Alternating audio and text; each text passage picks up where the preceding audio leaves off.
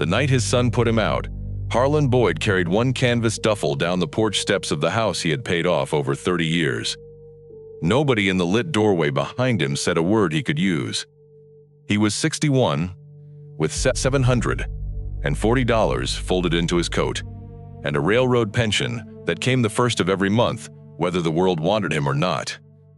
His son stood in the warm yellow light, with a wife on either side of a door that used to be Harlan's, and when Harlan turned to say something, his daughter looked down at her phone. That was the whole of it.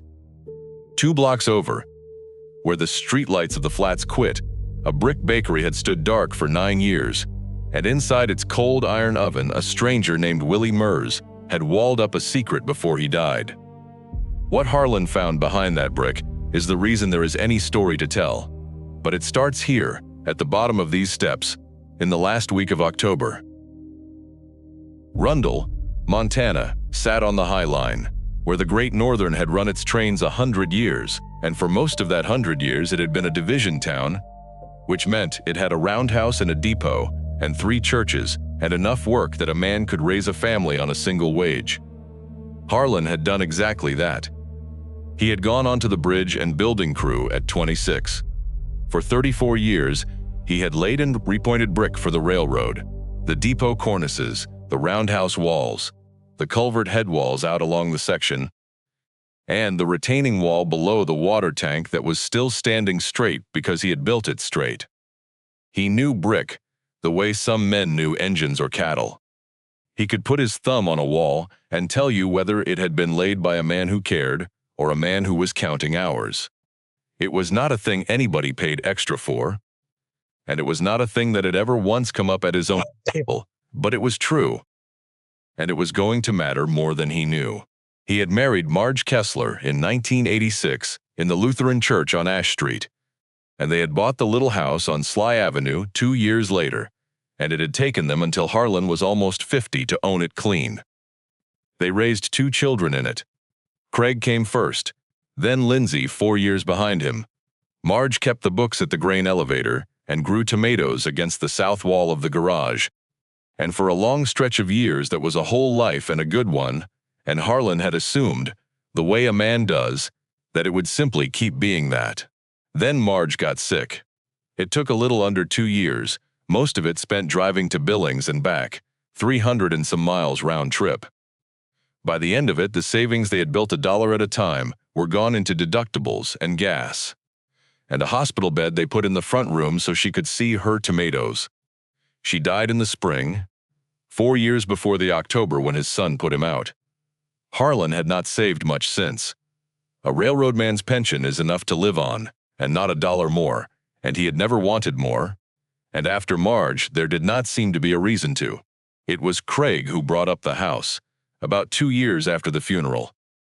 He came by on a Sunday with a folder from a lawyer in town, and he was gentle and reasonable about it the way he got when he wanted something. If Dad put the house in Craig's name now, he said, it was protected. If Dad ever got sick like Mom, the county could not take it to pay a nursing home. It would stay in the family. It made a kind of sense that Harlan, who did not understand paper the way he understood brick, could not find the seam in. He signed it at the lawyer's office on a Tuesday. He kept living in the house. Nothing changed for a while, and he let himself believe nothing would. Craig married Britt Halverson a year and a half after that. It was a good wedding at the Elks Lodge, and Harlan paid for the tent, and he stood up and said a few plain words about Marge that made some of the older people cry. Britt worked at the clinic and had ideas about how a house should be, and after the wedding she and Craig moved into the Sly Avenue house to save money, was how it was put, and Harlan was glad of the company at first. Lindsay came home too, that same fall, out of a lease she could not carry after her own divorce, with a boyfriend named Trent, who did concrete work when there was concrete work. So there were 5 of them in a house built for 4. Harlan gave up his and Marge's bedroom for the young couple and took the small back room that had been Lindsay's, and told himself a man his age did not need much room. He tried to be useful. That was the part that came back to him later. In the cold, the part that stung worse than the actual leaving. He shoveled the walks, and he kept the furnace running, and he fixed the porch step, and he had the truck for hauling. But a man who has laid brick his whole life does not have a light hand around a house full of young people who wanted a certain way, and he knew it. He was too loud in the mornings. He kept the thermostat where a railroad man keeps it, which is low. He had opinions about how the concrete on the new patio should have been finished, and he said them once to Trent, and that did not go well. Slowly, without anyone ever quite saying it, Harlan became a problem to be managed rather than a father to be kept. It came to a head over nothing, the way these things do. Britt was pregnant by then, and they wanted the back room for a nursery, and there was a Sunday supper where Craig laid it out with the same gentle, reasonable voice he had used about the lawyer's folder. The house was too small now, Dad. It wasn't fair to anybody. And Harlan wasn't getting any younger, and it was a lot of house to have an older man rattling around in. Especially one who, and here Craig looked at his plate, couldn't really help with much anymore. Not the way things were now. There was a place out by the highway, Craig said, a senior apartment complex. They could look into it, and it would be better for everybody, and didn't Dad think so? Harlan sat with that a moment. Then he asked, quietly, whose house it was, and the table went still, because everyone at it knew the answer was on a piece of paper in a lawyer's office, and the answer was Craig's. Nobody said it out loud. Nobody had to. Lindsay got up to clear the plates. Britt started talking about the nursery colors. And Harlan understood, sitting there among his own children in the house he had built a life inside, that the decision had already been made in some room he had not been invited to, and that this supper was only the notice. He did not fight it. Later people in the flats would want him to have fought it, would want there to have been a scene worth telling, and there wasn't. He went up to the little back room, and he put what mattered into the one canvas duffel, a change of clothes, Marge's photograph in its frame, his tools, his father's trowel, the good level. He left the furniture. It had never really been his to begin with, it turned out. And on a Thursday night in the last week of October, with the first hard cold of the year sitting down over the high plains, he carried the bag out to the truck while his son watched from the doorway. He drove off Sly Avenue with no particular idea of where a man goes when the house he built has been voted, quietly, to no longer contain him. He drove around Rundle for a while. It does not take long to drive around Rundle. The town had been shrinking his whole adult life. When Harlan was a boy, there had been maybe 4,200 people and a shift change 3 times a day. Now there were under 2,000. The roundhouse was a weed lot, and the trains that came through did not stop. Half the storefronts on Main were papered over. He drove past the Lutheran church and the elevator where Marge had kept the books in the school his children had gone to. And it all looked like a photograph of itself, fated a stop. He had about $40 of gas in the tank and $700 in an envelope, and it was 10 at night and getting colder.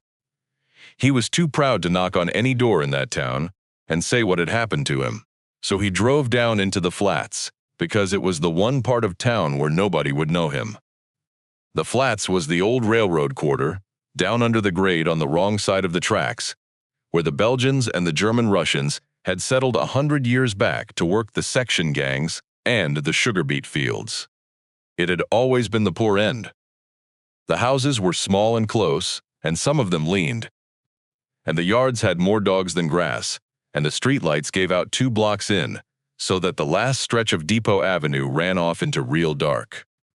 Harlan had helped repoint the brick on some of these very buildings, years back, when the railroad still cared about its own. He knew the flats, the way you know a place you have worked but never lived. He turned onto Depot with no plan except to find somewhere dark and flat to park the truck and lie the seat back and get through the night. And he came to the corner of 3rd Street, and his headlights swung across the front of the old Mers Bakery, and something in him stopped. It was a 2-story brick corner building, the kind they built in a railroad town when they still believed the town would last. Commercial down, living up. A chamfered corner where the 2 streets met, so the door faced the intersection at an angle. It had been a fine little building once. Now the plywood over the left front window had gone gray and soft at the corners, and the gutter had come loose and hung down the 3rd Street side like a broken arm. A cottonwood had seated itself in the crack where the sidewalk met the foundation and grown up head-high against the wall. Above the corner door, in the brick, there was a stone lintel, and carved into the stone, worn but legible, were the words Murr's Bakery, and under them a smaller line, 1921, and bolted below that, rusted, hanging by one corner, was a painted tin sign with a loaf on it and the ghost of the same name. Harlan sat with the truck idling and looked at the wall, and it was the wall that held him, not the sign. Even in headlights, even 9 years dark, he could see that whoever had laid that brick had known what he was doing. The corner was true. The coursing was dead level all the way up. The chamfer at the corner was cut and struck by a man who cared. It was better brickwork than anything on Main Street, better than the bank, and it was sitting down here in the flats going to ruin. And Harlan Boyd, who had spent 34 years being the only person on a job site who noticed such things, felt the particular ache of a craftsman looking at good work left to die. He slept in the truck that night on 3rd Street, the seat back, his coat over him, and the engine off to save the gas, and he woke stiff and cold at first light, with his breath fogging the windshield. In the daylight, the building looked worse, and also, somehow, more possible. There was a hand-lettered "For Lease" Inquire sign in the plywood window, so faded he had missed it in the dark, and under Inquire a name and a phone number, and the name was Cyril Ott. Harlan knew the name a little. Ott was an old man now, one of those men who over the years had come to own half the dead buildings in the flats. Not because he wanted them, but because nobody else would take them, and somebody had to pay the taxes. Harlan found a payphone that still worked outside the Cenex and called the number, and a tired voice told him to come by the house on Beat Street. And, an hour later, the two of them were standing in front of the bakery in the cold, with their hands in their coats. Cyril Ott was 72, and walked with a cane and did not waste words. He had bought the building from the county 11 years back, he said, 2 years before old Murr's finally died upstairs, out of some notion that somebody ought to keep it from being torn down, and he had regretted it every tax season since. He'd had it listed for lease for 9 years. In 9 years exactly, no one had asked. It had no future he could see. The roof was sound, and the walls were sound. Even Ott knew the walls were sound, but the plumbing was shut off at the main, and the power was cut, and the whole downstairs was full of a dead man's flour, dust, and mouse mess. And who in the flats had money to start a business, and who with money would start it here? "What do you want it for?" Ott asked him, not unkindly, and Harlan, who had not until that exact moment known the answer, heard himself say, "A place to lie down. And I'll clean it out. It's a shame, a building like this." Ott looked at him a while. Then he named a number. He wanted $175 a month, and he said it the way a man says a number he expects to be talked down from or laughed at. Harlan did not do either. $175 was steep for the flats, and cheap for a whole corner building. And Harlan had a pension check landing the first of the month, 4 days off, and $700 in an envelope, and no rent anywhere else in the world. He said he'd take it. He'd pay the first month now, cash, and they could do the next months as they came. Ott seemed almost suspicious of how easy it was. They shook on it standing in the wind. No lawyer, no paper but a receipt Ott wrote out on the back of an envelope. Harlan counted $175 into the old man's hand and was left with $565 to his name, and a key that turned in a lock nobody had turned in 9 years. He did not fool himself that he had bought anything.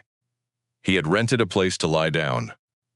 But standing inside the door that first morning, in the gray light coming through the one unboarded window, breathing the cold, flat smell of dust and old flour and mouse, he felt something he had not felt since before Marge got sick, which was that there was a thing in front of him that needed doing, and that he was the man to do it. The downstairs was one long room with a lower ceiling than he'd expected, stamped tin, painted over so many times the pattern was nearly gone. A wooden counter ran across the front third, its top worn into a shallow trough from decades of hands and dough. Behind it, shelves. Along the back wall, a great scarred maple bin the size of a horse trough, the flour bin, its lid warped, 2 long work tables, a cast iron scale, and filling the whole back corner, floor to shoulder height, its mouth a black iron door with a curved handle, sat the oven. Harlan knew what it was before he was halfway to it, because he had seen its like in the roundhouse and in an old bakery in Haver. A brick deck oven, a masonry oven, the real old kind, the kind a bakery lived or died on. It was built into its own brick surround, a low arched firebox on one side and the baking deck above, and it was not gas and it was not electric. It was a coal and wood oven, a fire oven, the way bread had been made for 1,000 years before it was made any other way. Cast into the iron door, in raised letters gone soft with rust, it read Peterson Oven Company, Chicago, and below that 1921. And that was the thing that made Harlan Boyd stay, because a coal oven needed no gas line and no power. It needed a mason who understood how a firebox drew and how a flue pulled and how brick held heat. And it needed wood and coal and water and flour. And every single one of those was a thing Harlan could get with his hands and his pension and no one's permission. The building was dead because everything modern in it was shut off. But the oldest thing in it, the brick heart of it, did not care whether the power was on. He spent the first 3 days cleaning, because you cannot do anything in a room like that until you can stand up in it.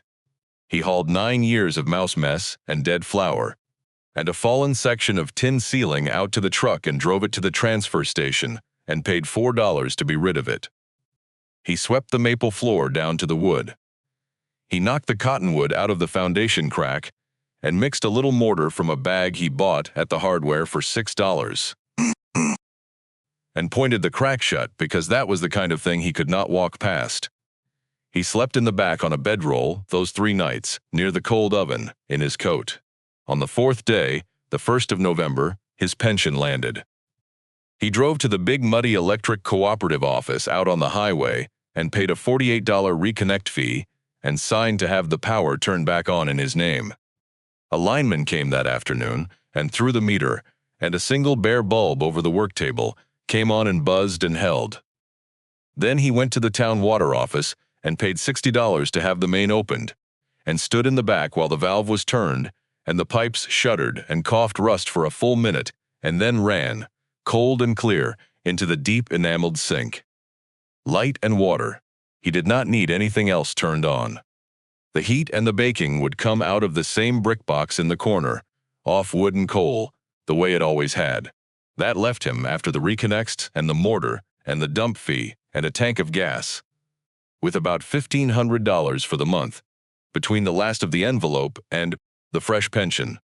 Out of that he had to eat and keep the truck running and buy fuel and flour before a single loaf could earn a nickel. So he was careful.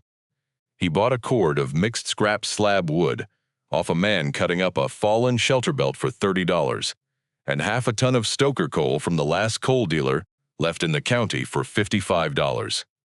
He hauled it all in the truck and stacked it dry along the 3rd Street wall. Bread was still a long way off, but he had light, water, and fire, and he had gotten there honestly, and nobody could take any of it back with a piece of paper. It was the woman across the street who first spoke to him. Her name was Vera Kubik, and she was 79, and she had lived in the same narrow house on 3rd Street since 1961. She had been watching the lights come on in the old bakery for 4 days, with the frank curiosity of someone who has outlived most of the reasons to pretend she isn't watching. On the 4th evening, she came across with a jar of choke cherry jelly and stood in the doorway and looked at the swept floor and the cold oven and the bedroll, and she said, "You're living in Willie's bakery." "Renting it," Harlan said. "Nobody's rented it in 9 years." She set the jelly on the counter. She had a way of looking at a thing head on. "You're Boyd, the railroad Boyd. You laid the brick on the depot." He said he was, and she nodded like that settled something. Her husband Anton had been on the section gang 40 years, she said, and had known Willie Mers well, and she herself had bought bread from Willie every week of her married life until the day the old man got too sick to bake. There was no bread like it, she said. Not before and not since. People came from up on the line for that bread. She looked at the black iron door of the oven. He wouldn't tell a soul how he made it. Took it with him, everybody said. Then she looked back at Harlan, at his bag and his bedroll, and something softened in her face that she didn't let all the way through, and she said, "Well, you've got the light on anyway," and went back across the street. Harlan turned to the oven that night with a work light and his tools, meaning only to clean the firebox and see whether the flue was clear enough to risk a fire. And that was when he found the first of it. Not by luck, by trade.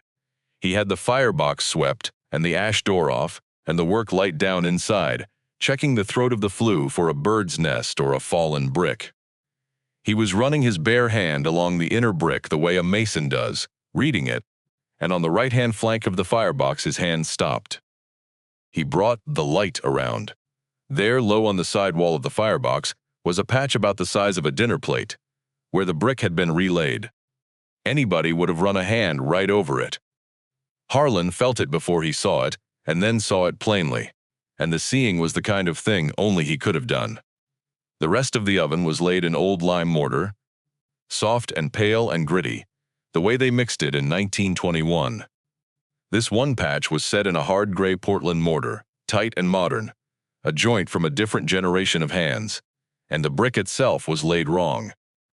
A mason lays a firebox in a running bond, stretchers lapped, but here one course showed a header where a stretcher belonged. A single brick, turned end out, which is what a man does when he wants to be able to find a place again, or open it. Somebody had gone into a working oven and relaid a patch of firebrick, on purpose, with better mortar than the rest, and marked it. And in 9 years and 11 years before that, no inspector, and no landlord, and no scrap man, and no curious neighbor had ever crawled into that cold firebox and put a bare hand on that wall and read it, because there had never been a mason among them. Reading brick with your hand in the dark is not a thing you know how to do unless you have done it for 34 years. Harlan's sat back on his heels a long moment. Then he got the cold chisel and the small hammer from the duffel, his own tools, his father's trowel among them. He worked the marked header brick loose, careful, saving the brick, the way you do when you mean to close a thing back up as good as you found it. The Portland let go grudgingly. Behind the one brick was a shallow, dry cavity, lined with a scrap of sheet tin to keep the damp out, and in the cavity, wrapped in a square of oilcloth gone stiff as board, was a book. It was a bakery notebook, the cheap kind with a black oilcloth cover and a red cloth spine, swollen and warped, its pages foxed brown at the edges but dry. It had been protected all those years by the tin and the oilcloth and the steady warmth of an oven that only went cold when its keeper died. Harlan carried it to the work table under the bare bulb and opened it with the care he'd give a 100-year-old wall. The first page, in a slanting old country hand, in ink gone the color of weak coffee, was written half in German and half in English, and the English part said, "For the one who keeps the oven warm. Here is everything." Harlan was not a baker. He wanted to be honest with himself about that sitting there. He had eaten bread his whole life and never once made it. But he was a man who had spent his working life following the exact instructions of men long dead. The engineers whose drawings told him how a culvert head wall went together. The old masons whose walls told him how a corner was turned.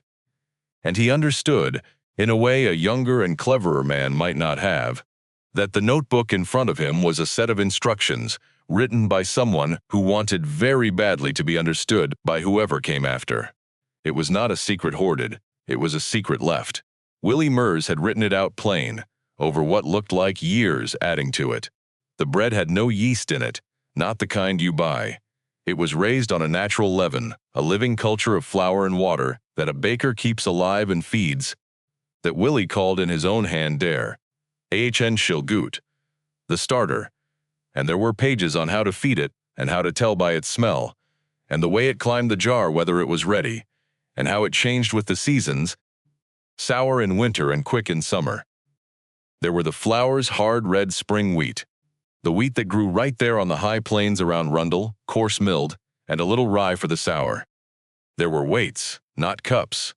For a day's bake, so many pounds of flour, so much water to the pound, a fistful of salt, and the long slow rise 12 hours, sometimes 18 in the cold, no hurrying it. And there was the oven, how to build the fire, how far to let it burn down, how to test the deck's heat with a scatter of flour or the back of your hand, how the first loaves baked hottest, and the last baked in the falling heat, and each had their use. And tucked into the spine, folded in waxed paper soft as cloth, was a pinch of the culture itself, dried to gray flakes years before the old man died, with a note beside it in the German hand, Vika, wake me. It took Harlan 11 days to wake it. He fed the gray flakes with a spoon of flour and a spoon of the town water, and kept the little jar in his coat against his own body heat where the room was cold. And for a week it did nothing at all, and he thought it was dead and he was a fool. Then on the 8th morning there was a single bubble in it, and the next day a dozen, and the day after that it smelled of apples and sour milk, and rose up the side of the jar in the night the way Willie's own hand had said it would. It was a 100-year-old living thing, come back out of gray dust, because a stranger had followed the instructions and been patient. Harlan stood over the jar in the cold gray dawn and felt his eyes sting. And he could not have told you exactly why, except that nothing in 4 years had needed him the way that jar had needed him, and it had lived. He built his first fire in the Peterson oven the next day. It took him 3 tries to learn the flue, and the first fire smoked, and he had to open the doors to the November cold and stand coughing in the street. But the third fire caught and drew clean, and the old brick began, for the first time in 9 years, to take on heat. He fed it slab wood and then coal and let it burn down through the afternoon. He mixed his first dough by the notebook's weights on the scarred maple table. 30 pounds of hard spring flour and the water and the salt and a good measure of the risen starter. He worked it with his mason's hands that knew how a thing was supposed to feel under them, and he let it rise, the long, slow rise, overnight in the warmth off the cooling oven. The first loaves were not good. He wants that said plainly, and so does anyone who ever learned a trade late. They were dense and the crust was pale on one side where he'd read the deck heat wrong. He ate them anyway, standing up, and they were the best bread he had ever tasted, because he had made them out of nothing in a dead building with a dead man's instructions. The second days were better. By the end of the first week, the loaves came out the deep red brown Willie's notes described, blistered and crackling. When Harlan broke one open, the inside was open and moist, and smelled of the high plains wheat and the sour, and he knew, the way you know a wall is plumb without the level, that he had it, or near enough that practice would finish the job. He had not thought at all about selling it. He was baking to eat and to have something to do with his hands, and, though he would not have put it this way, to keep the oven warm because a book had asked him to. But bread does a thing money never advertises. It announces itself. A wood-fired oven throwing the smell of baking bread into a cold street at 6 in the morning is a kind of bell, and the flats heard it. Vera Kubik came first. Of course, in her housecoat, following the smell across 3rd Street before the sun was up, and she stood in the doorway and did not say anything for a moment. And then she said, "That's it. That's Willie's bread. I'd know it in my sleep." Harlan gave her a loaf. He would not take money from her. She'd brought him jelly. She carried it home like something breakable, and she told the Novaks next door, and the Novaks told the man who ran the little Mexican grocery on Depot. By that week's end, there were people standing on the corner in the cold at 6 in the morning, working people, section hands, and a woman who cleaned at the school, and 2 old men from the pensioners' block, and a young mother with a baby on her hip. They were drawn by a smell half of them remembered from childhood, and half of them had only heard their grandparents talk about. He had not planned a price, and he did not know how to charge one, so he did what felt honest. $2 a loaf. It cost him, he figured, maybe 40 cents in flour and fuel and water to bake one, and $2 was more than fair, and still less than the gas station charged for its soft white bread in a bag. And the people of the flats could carry $2 where they could not carry 4. He baked 40 loaves the first Saturday he meant to sell, and they were gone by 7:30. He stood at the worn counter with $60-some in a cigar box, and more people at the door than he'd had bread for, and he understood that he had, without deciding to, Reopen Murr's Bakery. There was a man that first Saturday Harlan would think about for a long time after. He came late, near the end, when there were only 2 loaves left, a big stooped man in a canvas coat gone shiny at the cuffs. He stood at the counter turning a $2 bill over in his fingers, like he was deciding whether he could spare it. He said he'd worked the section 30 years, and his back was gone now, and he lived on what the government sent, which was not much.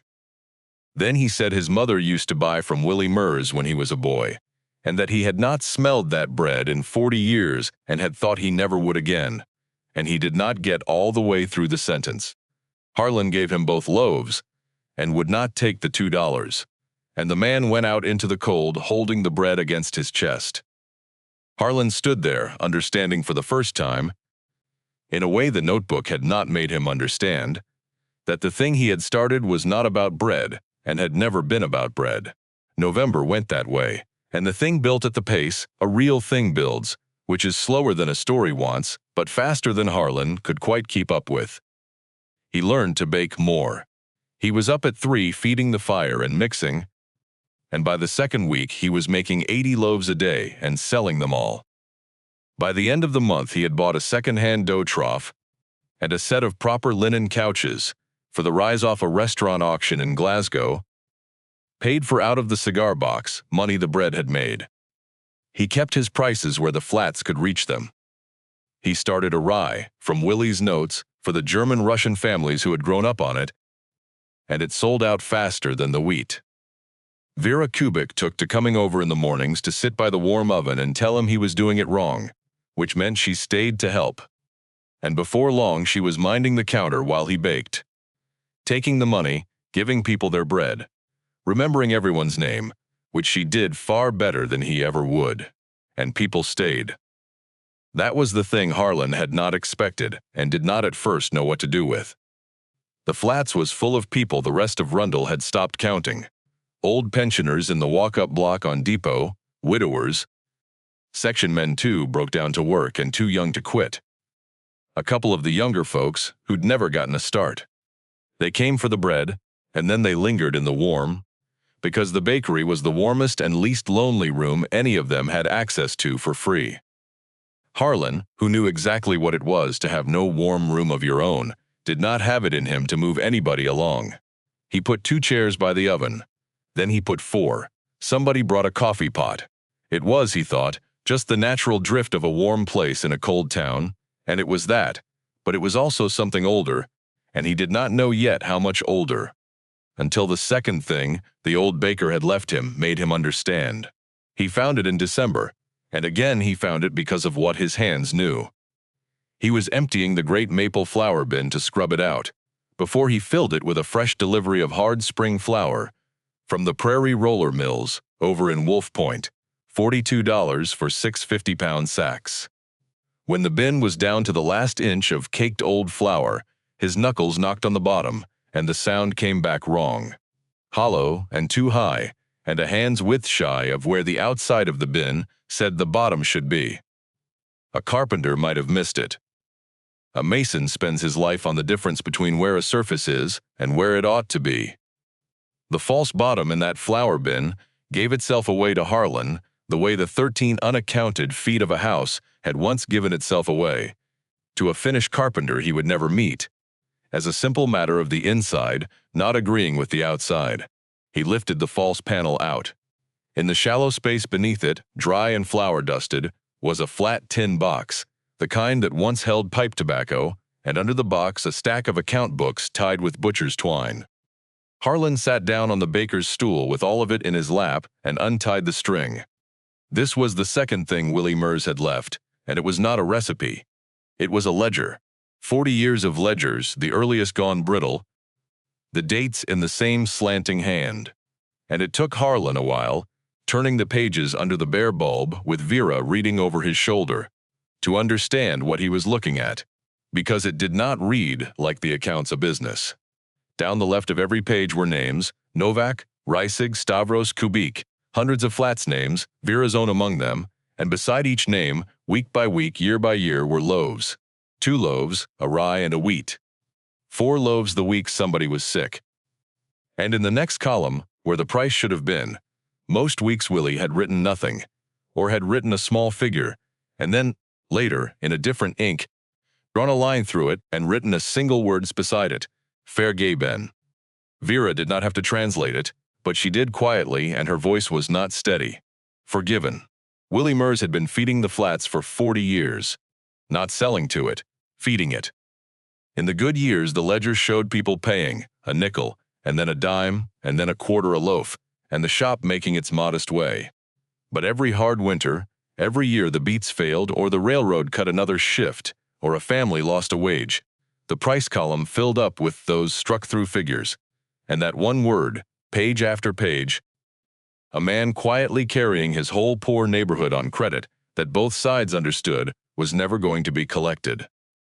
There were whole years, 1958, the year the roundhouse closed, and half the flats lost its work in a single autumn, where nearly every line on every page said Fair Gay Ben.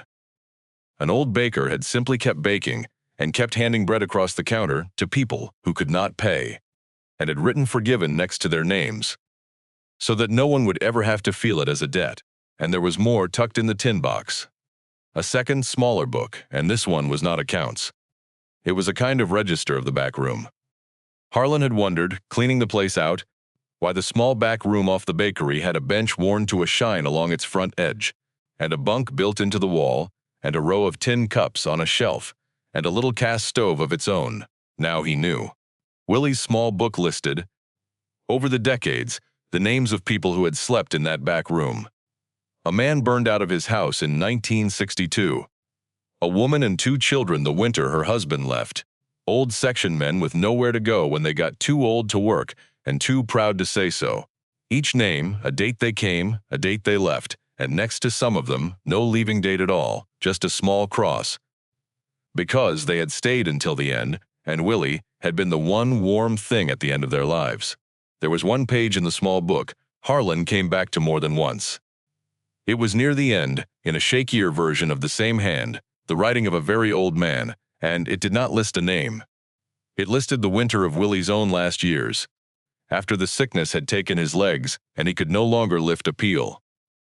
And it recorded, in the plain accounting Willie kept of everything, that in those months the people of the flats had come and baked for him.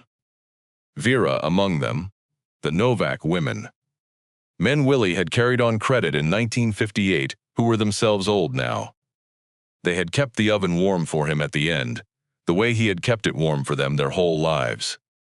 And Willie had written it all down not as a kindness done to him, but as a debt of his own, finally, that he could not find a way to mark Forgiven, because it was the only column in 40 years of books that ran the other direction. Harlan read that page in the December cold and had to sit down. Vera stood with her hand pressed flat to her mouth. She had bought bread from that man every week for 50 years and had not known the half of it. And that, Harlan understood, was the whole point of the way Willie had done it, behind a false bottom, in a private book marked Forgiven, so that the town he was holding together never had to feel held. He had made it look like a bakery. It had been a bakery. It had also been, for 40 years, the thing that kept the poorest corner of a dying town from going entirely cold. And the man who did it had bricked the how of it into his oven, and hidden the why of it under his flour, and let the whole thing go dark for 9 years, rather than let it fall to anyone who did not find it the hard way.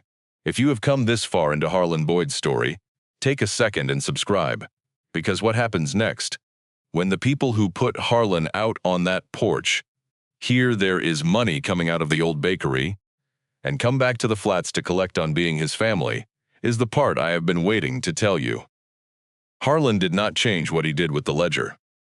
He read it, and he closed it, and he put it back in the tin under the false bottom where Willie had kept it, and then he went on baking. But something in him had shifted. The way it does when a man learns, he has stumbled into the middle of a thing much larger than himself. He had thought he was a cast-out old man renting a place to lie down. He understood now, the man who kept the oven warm, and the oven had never only been for bread. So when Leonard Stavros started spending his whole days in the chair nearest the oven, Harlan paid closer attention to him than he might have. Leonard was 76, a widower 2 years, a retired brakeman, whose only son lived in Spokane and called it Christmas. He lived alone in the pensioners' block, in a room he could not keep warm on what the railroad gave him. He had taken to coming to the bakery at 7 and leaving it dark because it was warm and there was coffee and there was Vera to argue with. One January morning, Leonard was not there when Harlan opened, and Harlan felt it like a missed heartbeat. He walked over to the block and knocked, and found the old man in bed under every coat he owned, because his radiator had failed in the night, and the building manager was 3 days out. Harlan brought him back to the bakery. There was a bunk in the back room, built into the wall, worn smooth by 50 years of the same kind of man. He made it up with clean bedding, and he told Leonard to stay until his heat was fixed. And Leonard stayed, and his heat was fixed the next week, and Leonard did not go back. Nobody made him. He had found the warm end of his life the way other men had found it in that same room for 40 years. And Harlan, standing in the doorway of that back room, understood that he had not started anything. He had only kept it warm. Then there was the boy. Toby Reisig was 17 and adrift, a flats kid whose people were named all through Willie's old ledger. He had quit school and had no work and had gotten into the small kinds of trouble a bored boy gets into in a dead town. And he started hanging around the bakery because there was nothing else, and because the smell pulled him too. Harlan put him to work hauling wood before he could think better of it, and then splitting it, and then, because the boy's hands were quick, feeding the fire, and then, one dark cold morning, mixing dough. Toby had never in his life been good at a single thing and had been told so. And it turned out he had a feel for the leaven, a patience with the slow rise that Harlan, who was still learning, did not always have. By February, the boy was baking the rye himself, and standing straighter and calling Harlan by his first name. Harlan was paying him a real wage out of the cigar box that had become a cash drawer that had become. Though Harlan kept no fancy books, a business that cleared more each month than the two of them needed, because it did clear. By February, the bakery was selling 160 loaves a day, 6 days a week, plus the rolls Vera had talked him into and the Saturday cinnamon bread that people drove down from the line to buy. And even at Harlan's stubborn low prices, even feeding the coffee pot for free, and never once moving a cold old man along, the drawer at the end of a good week held $600 clear. Harlan did not know what to do with money. He had never had extra in his life. He put some back into flour and fuel in the building, and he fixed the loose gutter on the 3rd Street side himself, and he had a real word with Cyril Ott about the roof. And the rest of it, without any plan, went the direction the warm room was already pulling, into more coffee, more bread given quietly across the counter to people whose names were going down in a new book. Harlan had started keeping, in his own hand, with the same word in the paid column that Willie had used. And that was the state of things. The oven warm, the flats a little less cold, an old man and a boy, and a woman of 79 running a bakery that was quietly becoming what it had been before. On the gray Saturday in the middle of February, Craig Boyd's crew cab pulled up in front of Murr's Bakery with Lindsay in the passenger seat, and Harlan looked up from the counter and saw his children for the first time since the porch steps. They had heard, of course. Rundle is small, and a dead building coming back to life on the poor side of town is exactly the kind of thing that travels. And the word that had reached Sly Avenue was not that Harlan was warm and useful, and among people who were glad of him. The word that had reached Sly Avenue was that the old man was making money. They came in smiling. That was the thing Harlan would remember. Britt had sent cookies. Craig had that gentle, reasonable voice going before he was through the door saying, "Dad, look at this. Look what you've done. We've been so worried. We didn't know where you were." That was a lie, because everyone in Rundle knew exactly where he was, and had for months. Lindsay hugged him and cried a little, and some of it, Harlan thought, was even real, because she was not a bad girl, only a weak one, and weak is its own kind of trap. They looked around at the warm, crowded room, at the loaves, at the line, at Vera at the register and Toby coming out of the back with flour to his elbows. Harlan watched his son, doing the arithmetic behind his smile. The same arithmetic Harlan had watched him do over the lawyer's folder and over the Sunday supper, counting what a thing was worth and who it belonged to on paper. "We want to make it right," Craig said. And Harlan, who had laid brick beside men his whole life and knew the sound of a wall going up, waited to hear what right was going to cost him. It came out over the next hour, in pieces, the way Craig always laid a thing out so that you could not point to the moment you'd been asked for anything. First, it was concern. Dad shouldn't be working this hard at his age. Up at 3, hauling coal. It wasn't right. They'd been sick about it. Then it was practical. A business like this needed to be set up properly. An LLC, a real bank account, insurance, and books. And Craig knew a guy, and Craig could handle all of that. Take the worry off Dad's shoulders. And of course they'd all be in it together, family, the way it should have been from the start. Then it was the future. There was no reason to stay down here in the flats. A bakery with bread this good could move up to a real storefront on Main, could sell to the grocery, could ship on the line, could be something. Britt had a cousin who did marketing. Lindsay said the word franchise like it was a gift she was giving him, and through all of it ran the quiet, unspoken current that Harlan heard as clearly as a plumb line finds true. This thing has value now, and value belongs to family. And we are your family, and it is time to come home and let us help you turn your warm room into money. Nobody said the word money out loud. They never do. Harlan let them talk. He had learned, over a long life of being the man on the job who was not asked his opinion, how to let people finish. And when they were done, when the shape of what they wanted was fully out on the worn counter between them, he did not raise his voice because there was nothing in him that wanted to. And this is the part people in the flats would get wrong afterward, too. The same way they'd wanted a scene on the porch. They wanted Harlan to have thrown his children out of the bakery the way he'd been thrown off the porch. He did not. A man who has learned what that oven was for does not run people out into the cold. Not even the ones who ran him out. He only said no. He said it plainly. He said the bakery was not for sale, and not for moving, and not for turning into anything other than what it was. He said he did not need the worry taken off his shoulders. The worry was the only thing that had made him a man again. He said the bread was $2 because the people who ate it had $2, and on Main Street it would have to be $5. And then it would not be the same thing at all. It would just be bread. And he said, without any heat, that he found it interesting that the houses had been too small for him in October, and the family had gotten larger again by February, and that he thought they should probably go. Craig's reasonable voice went thin then, the way it did when reason stopped working. He said some hard things.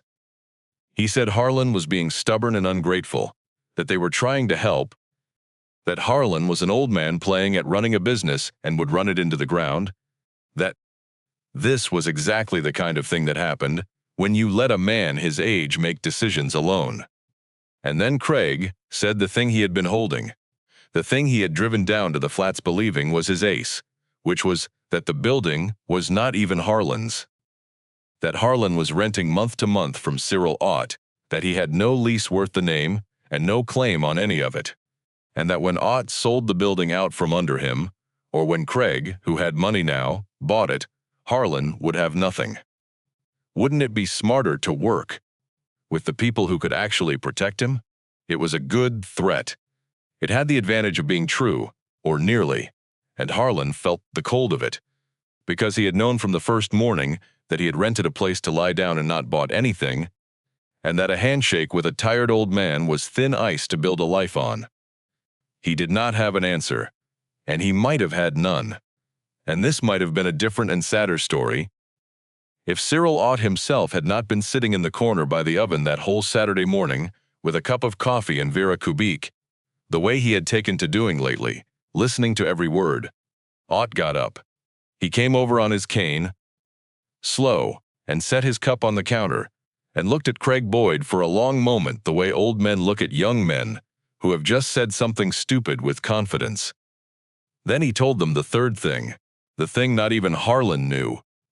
The thing Willie Mers had bricked into the future, as carefully as he had bricked the notebook into the oven.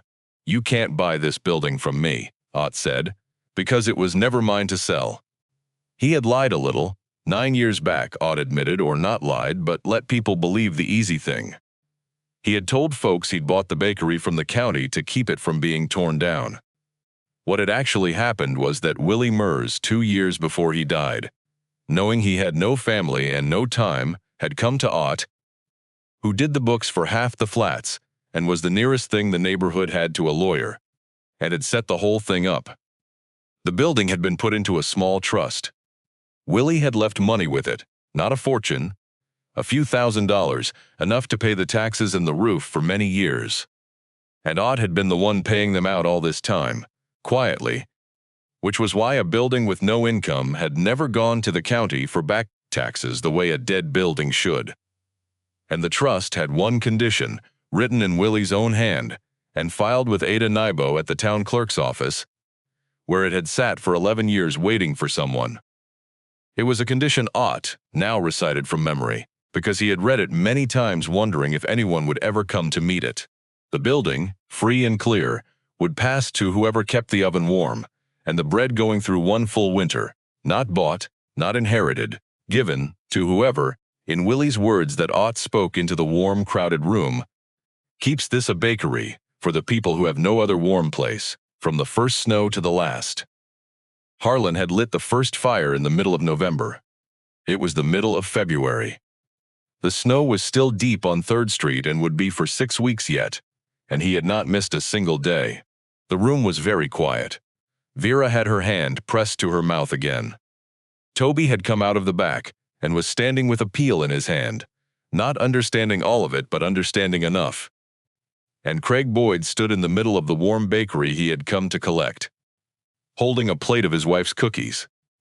He found that there was nothing to buy, nothing to set up properly, nothing to move to Main Street, nothing to franchise, and no lever anywhere for a man with money to pull.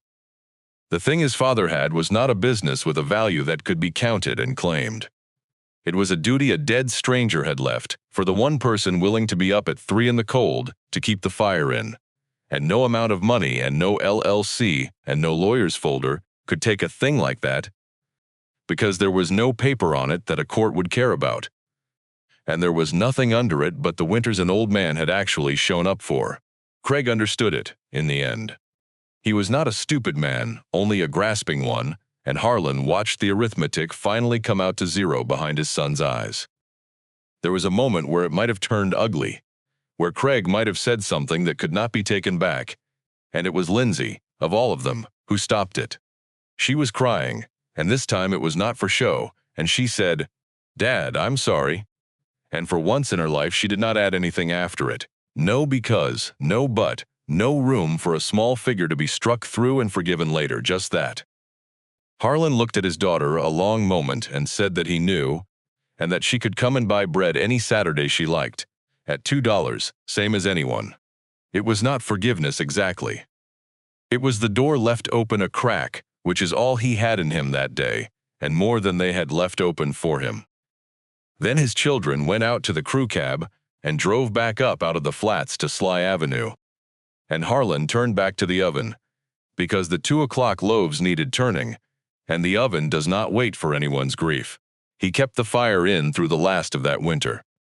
The trust passed to him in the spring, done properly by Ada Nybo at the clerk's office, and witnessed and filed. The building free and clear in Harlan Boyd's name. It carried the same condition along behind it into the next life it would have someday, that it stay a bakery for the people who had no other warm place, first snow to last, or pass on to whoever would keep it so. Harlan signed it with his father's trowel sitting on the desk beside the pen, because it seemed to him that both hands had built the thing. He did not feel that he owned the bakery, even then, even with his name on it. He felt the way a mason feels about a wall that will outlast him, that he was allowed to be the one keeping it up for a while, and he did the thing the ledger had shown him how to do. Only he did it out in the open, because he was not the kind of secret keeper Willie had been, and because the flats did not need to be spared its own kindness anymore. The money the bread made went where the warm room was already pulling it. The back room that had held one bunk got two. Then Harlan bought the narrow empty building next door from Cyril Ott, who let it go for almost nothing, glad past saying to see it come to something, and knocked a door through the good brick wall himself, and made rooms. Small warm rooms, 4 of them, each with a bed and a chair and a window, over the bakery, off the heat of the oven that ran up through the old building the way it had for 100 years. Leonard Stavros took the first. An old woman named Marta, whose children had moved to Denver and stopped calling, took the second. A section man named Emil Pruitt, who had slept rough 2 summers rather than go to the county home, took the third and cried when Harlan showed it to him and would not say why, and Harlan did not ask because he knew. It was not a charity, and Harlan never called it one and never hung a sign. It was a bakery with some old people living upstairs who helped where they could. Marta was good on the register, better than Vera, who had earned the right to just sit. Emil kept the fire. Leonard talked to everyone who came in and remembered their names. They took their meals together at the long work table. When the day's baking was done, bread and whatever the garden and the neighbors brought. And it looked, to anyone who came in for a loaf at the end of a day, exactly like what it was, which was a family that had been assembled out of the people other families had set out on porches. The town up the hill, when it talked about the place at all, called it Murr's Bakery still, and did not entirely know what to make of it, and that was fine, the flats knew. Vera Kubik said the truest thing about it, near the end of that first spring, sitting in her chair by the oven, with a loaf cooling in front of her. She said she had bought bread from Willie Murr's for 50 years, and never once known what he was really doing, and that she had lived across the street from a man holding up her whole world with both hands and thought he was just selling bread, and she said the thing she could not get over was not that Willie had done it. It was that he had gone to the trouble of hiding it, the ledger under the flour and the recipe in the brick, so that the day would come when a stranger with nowhere to go would have to find it the hard way. And by finding it, he would become it. He didn't leave the bakery to a person, she said. He left it to whoever needed it enough to keep it warm, and that was always going to be somebody like you. Somebody who'd just been put out in the cold. Harlan did not answer that.